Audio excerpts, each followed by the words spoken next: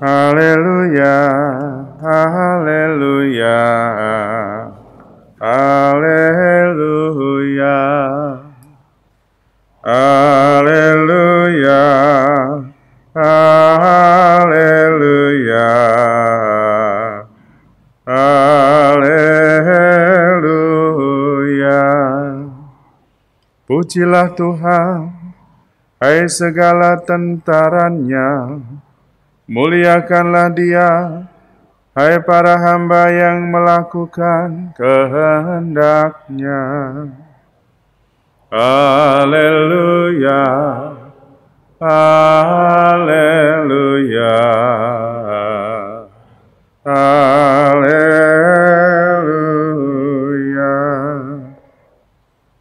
Tuhan sertamu dan sertamu juga.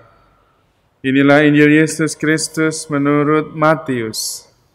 Dimuliakanlah Tuhan. Sekali peristiwa datanglah murid-murid kepada Yesus dan bertanya, "Siapakah yang terbesar dalam kerajaan surga?" Maka Yesus memanggil seorang anak kecil dan menempatkannya di tengah-tengah mereka, lalu berkata, "Aku berkata kepadamu, sungguh, jika kamu tidak bertobat dan menjadi seperti anak kecil ini, kamu tidak akan masuk dalam kerajaan surga. Sedangkan barang siapa merendahkan diri dan menjadi seperti anak kecil ini, dialah yang terbesar dalam kerajaan surga. Barang siapa menyambut seorang anak seperti ini dalam namaku, ia menyambut aku. Ingatlah, jangan menganggap rendah seorang dari anak-anak kecil ini. Karena aku berkata kepadamu, malaikat mereka ada di surga dan selalu memandang wajah Bapa-Ku yang di surga." Demikianlah Injil Tuhan.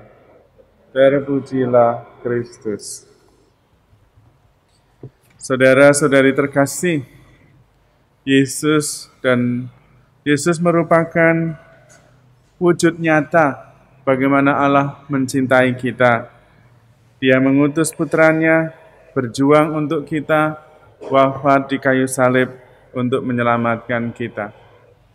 Dan Tuhan juga menyertai kita sebagai Allah yang beserta kita, Immanuel.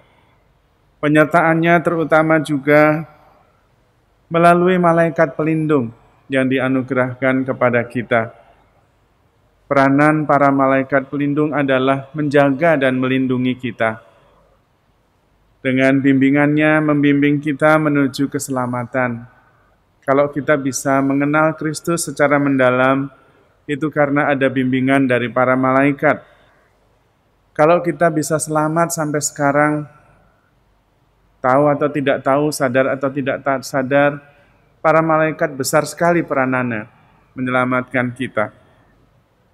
Yang mempunyai kepekaan bisa merasa, kadang-kadang kita terlambat 5 menit, tetapi itu menyelamatkan. Kadang-kadang menempuh jalan yang tidak biasa, justru membuat kita mendapatkan berkat yang berlimpah. Tetapi kita diminta terbuka terhadap bimbingannya, peka terhadap bisikannya, untuk selalu melakukan yang baik, selalu memilih yang berkenan kepada Allah, maka kemudian kita menjadi lebih peka, lebih mengerti cara kerja Tuhan melalui para malaikatnya. Kalau kita melangkahkan kaki untuk merayakan Ekaristi, malaikat-malaikat itu bersuka cita sekali, karena kita akan menerima Kristus, dan malaikat kita akan menyaksikan bagaimana Tuhan Allah Putra mengorbankan diri bagi kita. Maka itu penghiburan luar biasa bagi para malaikat pelindung kita. Kalau kita membaca kitab suci, para malaikat itu dengan semangat ada di dekat kita, membimbing kita.